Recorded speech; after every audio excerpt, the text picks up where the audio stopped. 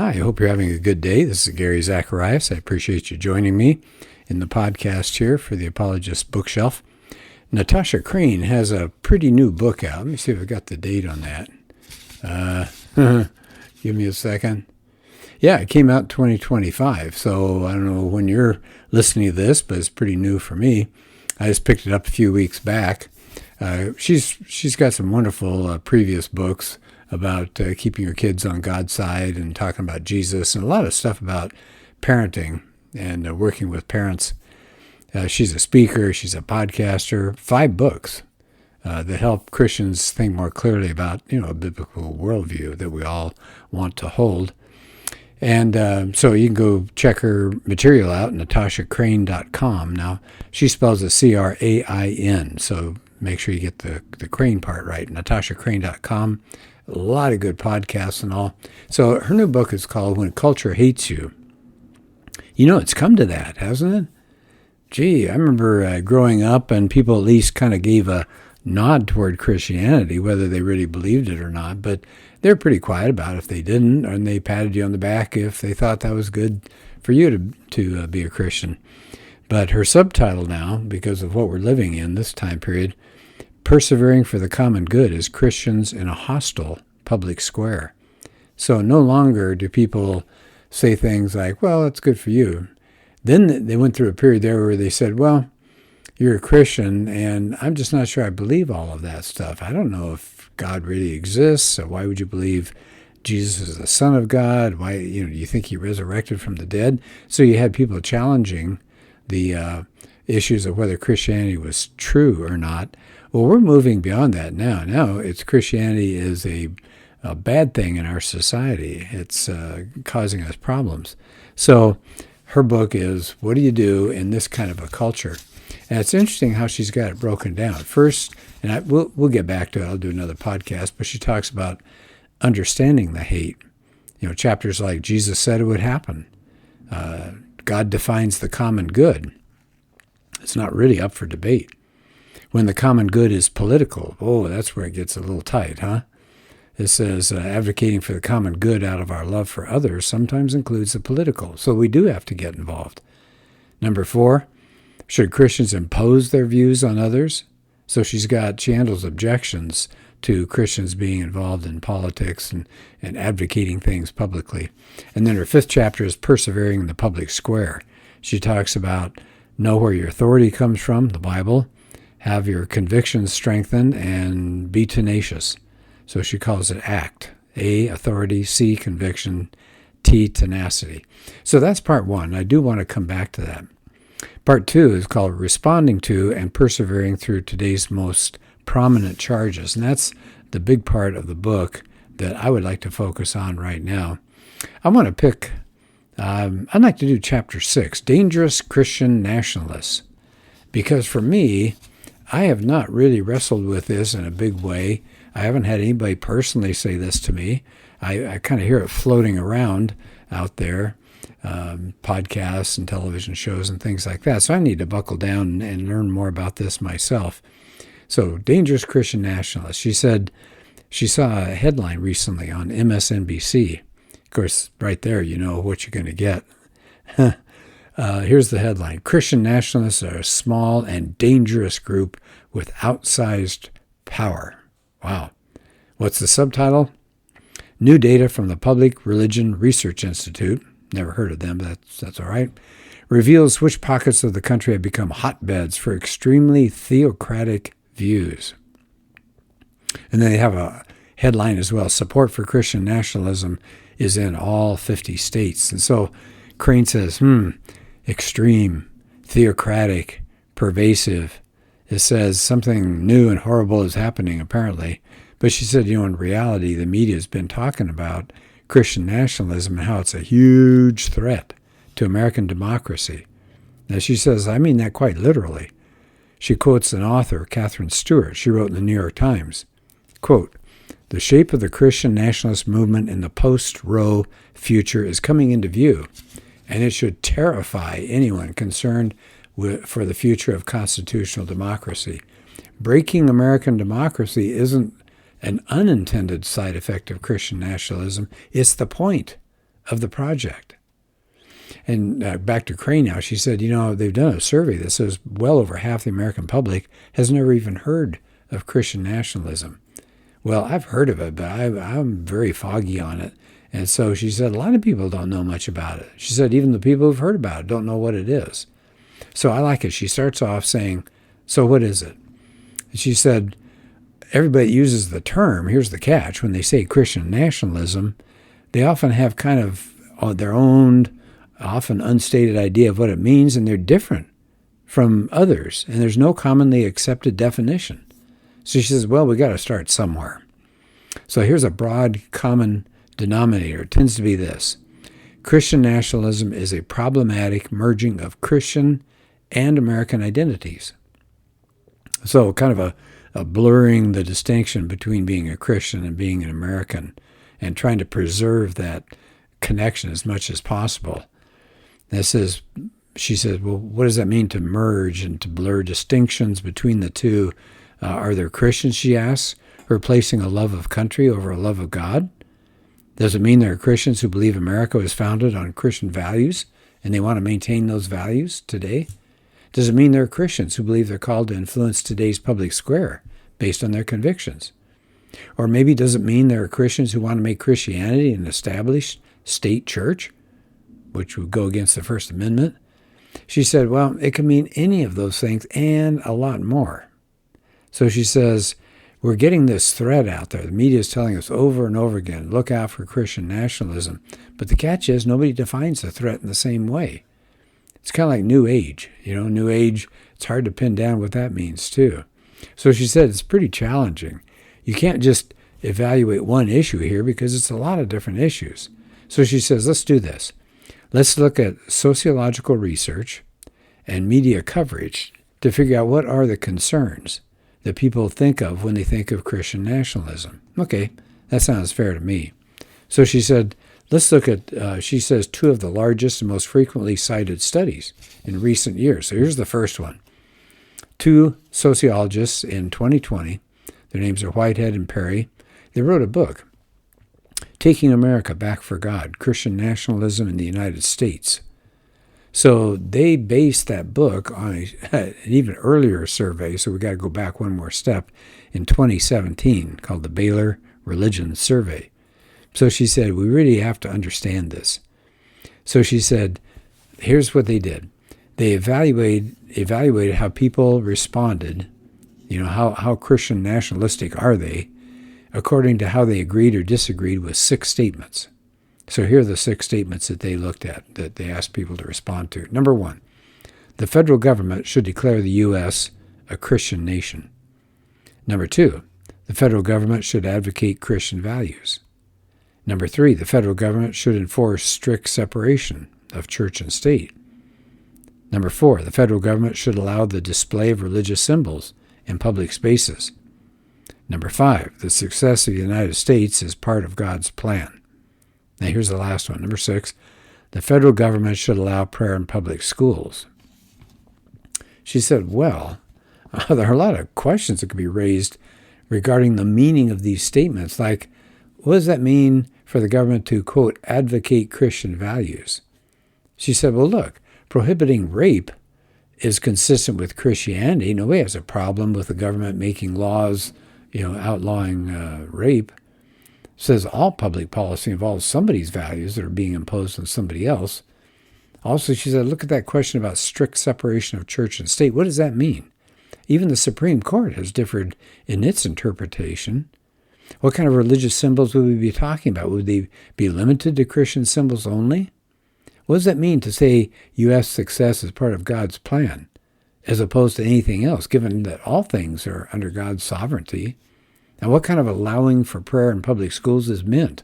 Would it be leading it? When and under what circumstances? Who would be in charge? So anyway, she says, these seem like pretty fuzzy 6 statements. But anyway, she said those 2 men, Whitehead and Perry, then classified how they felt that those people would fall under Christian nationalism. She said according to that survey, about 1/5 of the people they would say are not don't have anything to do with Christian nationalism. Another about a quarter would be resistant to that. But they said that people who would accommodate it or be big in favor of it represented over half. So, according to this classification now, over half of Americans are to some degree Christian nationalists. Isn't that interesting? Here's the second survey that was done. The Public Religion Research Institute, PRRI. So it surveyed more than 22,000 Americans in 2023. So it's pretty recent, a little more recent than the Whitehead and Perry book. And they interviewed 22,000 Americans on Christian nationalism. And here's how they ask people to respond, right? How do you respond? Do you agree or disagree with these 5 statements? 1, the U.S. government should declare America a Christian nation. Number 2, laws should be based on Christian values. Number 3, if the U.S. moves away from our Christian foundations, we won't have a country anymore. 4, being Christian is an important part of being truly American. 5, God has called Christians to exercise dominion over all areas of American society. She said, boy, are they ambiguous again. So anyway, what they found was that 10% of the people that answered those 5 questions, they would consider them strong Christian nationalist adherents. And 20% would agree, but not completely agree. So we're talking about, in that survey, about 29% of Americans are, in some sense at least, Christian nationalists. But she said, once again, those questions and the response end up being very close to conservative values in general, which is interesting. So here's the bottom line. She says, let's sum up what's going on here. Bottom line to remember from these surveys. 1, the researchers are using pretty ambiguous questions. Number 2, the people who are grouped as Christian nationalists tend to be conservative Christians. And then the third point is that they show how this group hold views that are unpopular with progressives, and then they say, see, now that's a problem. Just because they disagree with progressives, that makes them the problem. So she said, there you go. This is, but why are these positions considered dangerous? So she says, let's look at what the media is doing as their narrative. So she said, the concerns are 3 kinds of issues. In other words, the media is worried about these 3 things, if there are that many Christian nationalists out there. Number 1, they're worried that Christians will be imposing what kind of values? Conservative. But they're worried that they're going to impose conservative values on others through politics. Okay, we'll come back to that. But I mean, of course, anybody involved in politics wants their values to dominate. But anyway, so number 1, Christians, they fear that Christians are going to impose values on others. Number 2, they think this shows racism. Number 3, another possibility. What's another concern? Xenophobia, fear of foreigners. Okay, so let's take these 3, she says.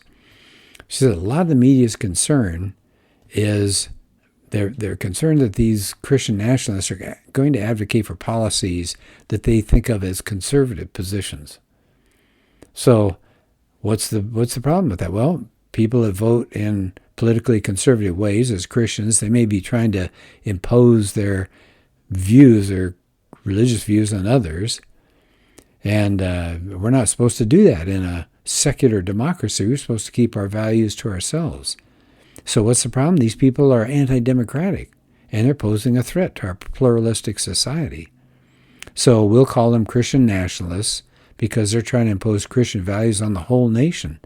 But we've got a nation that's pluralistic. They hold a lot of different beliefs. So she said, this whole thing is totally wrong-minded. She said, they consider it's an anti-democratic imposition for any value of people to advocate in the public square. And she says they also think that it's theocratic if you advocate for views that are religiously informed. But she says, in every matter of policy, somebody's imposing their view on somebody else. So what's the problem with that? So advocating for policies based on your views, that's not anti-democratic. That's what democracies do. Secondly, she said, To be secular just means the U.S. is not committed to the authority of any particular religion, but individuals are free to advocate for policies that come out of their convictions, religious or otherwise. So advocating for a view that happens to be religiously informed is not theocratic. A theocracy is a whole different thing, isn't it? It's a different form of government, which God or some kind of deity is seen as the supreme civil ruler. So if you call Christians theocratic, it's pretty powerful rhetoric, isn't it? But it's sloppy. It's an inaccurate use of language. Yeah, that would be good. She said, after all, if nobody could advocate for views of morality based on any kind of religious teaching, we'd have virtually no laws. So she said, it looks like the media doesn't really get it. They don't label it Christian nationalism if a Christian advocates for progressive positions. Isn't that interesting? Let me say that again, because that's really a good point. In other words, you'll have some liberal churches, some liberal Christians who are going to advocate for things that are progressive. Maybe let's just say LGBTQ. And so they're saying that the media, if they find a group or a person that advocates for those convictions, they're not going to call them Christian nationalists. They're not going to say they're a worry. So it says, it seems pretty clear that what's going on here is they are concerned. No, it's not really religiously motivated positions trying to get a theocracy set up. It's with Christians advocating conservative policies that run against what the media believes. And after all, they've done lots of surveys to show that the media is really extreme, isn't it, as far as left wing goes. Here's a quote from Mark David Hall. He's a professor. So she's saying this is a double standard. You don't like it when somebody is a Christian and advocates for conservative causes, but you love it when there's a Christian who advocates for more progressive policies. So here's a quote from this professor. A major problem with much of the literature on Christian nationalism is that it is profoundly subjective. It's just a critique, he says, that Christians are motivated by their faith to seek some kind of end that critics don't like. Yeah, so what about if somebody is motivated by their faith, for example, to end abortion? They call that Christian nationalism. But if you are motivated by your faith to end segregation, that's praiseworthy. So that's fascinating. She said recently the Guardian newspaper had an article, quote, U.S. set for flurry of Christian nationalist bills advanced by the religious right. And a subtitle, legislation that would erode LGBTQ and reproductive rights expected to be introduced in states across America, experts warn. So the article gives examples of bills they say are part of Christian nationalism, be things that restricted abortion, prevented trans people from using bathrooms that don't correspond with their biological sex, and limiting adoption for same-sex couples. Well, okay, those are things we should debate, but she says they're conservative positions that are getting culturally unpopular, so they're called Christian nationalists. Here's one more, ABC News. It was an article called Christian Nationalism Threatens Democracy. Some experts say. I love that. Some experts say. It's always some experts. So she said, it's not Christian nationalists who believe rights come from God, it's all Christians. So if any inherent human rights exist, they have to come from God, with the authority and the ability to give them. She says, but regardless of where rights come from or where people even think their rights come from, it's obviously they're having problems with conservative Christians applying their religious convictions to public policy. They call that extremist. She said we could go through the media and find these all day long. And her main point is that when the media sounds alarm about Christian nationalism, much of the time it's a false alarm. It's a false alarm. So there's her first issue. I'm going to stop at this point, but remember she's going to talk about four things here, problems here. But so here's the first one. She said, let me back it up here for a second. Yeah, so she's going to say this dangerous narrative idea, right, that Christians are imposing conservative values. Look out. And now she's also going to talk about racism, and she's going to talk about xenophobia, that this is all part of this Christian nationalism. So I'm going to cover the others in another podcast. It's a good chapter, but it's really deep. There's a lot there. And so we'll come back to it for the next podcast.